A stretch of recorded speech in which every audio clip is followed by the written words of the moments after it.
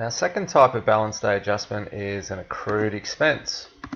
So looking at that, it occurs when we have an expense that's been incurred but not yet paid when balance day arrives.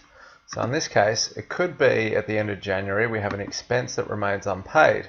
So let's say on the 15th of January we got a bill for $300 plus GST for advertising in January, and the terms of that account say that we can actually go and pay that in February.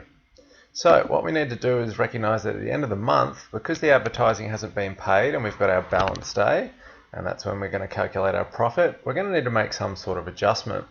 And what we're going to need to do is, even though we haven't paid it, we're going to need to call that advertising an expense. Eventually, say in February, we will pay it back, and then we'll need to do another treatment and record the payment of the expense.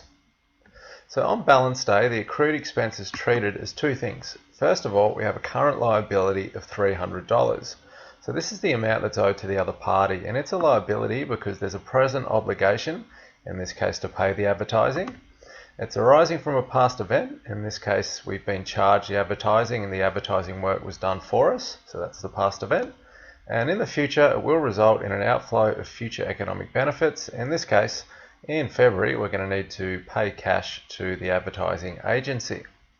It'll also be treated at the same time as it's a current liability. It'll also be an expense. And the reason why is because there's an outflow of economic benefits. We've consumed some advertising, which represents economic benefits.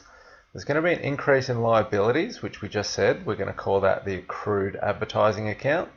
And lastly, that'll decrease our owner's equity.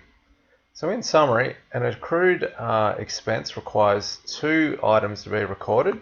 First of all, in our balance sheet, we have a current liability called accrued advertising. And second of all, we do record an expense that's been incurred this period in our income statement. In the other expenses section, we just record the advertising expense of $300.